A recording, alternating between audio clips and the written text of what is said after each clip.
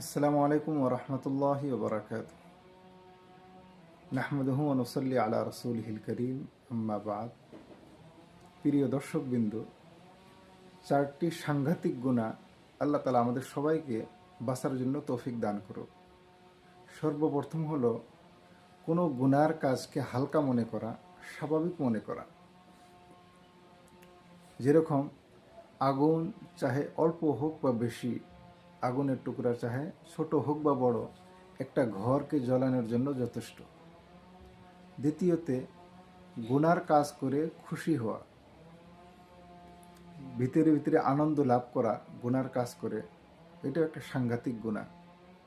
তৃতীয়তে, গুনার কাজের উপরে ইসরার করা, অর্থাৎ একই গুনাহ বারবার করা।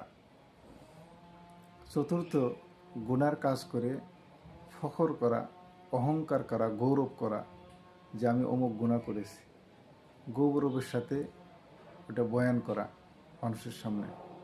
আল্লাহ তাআলা আমাদেরকে গুনার কাজ করার থেকে হেফাজতে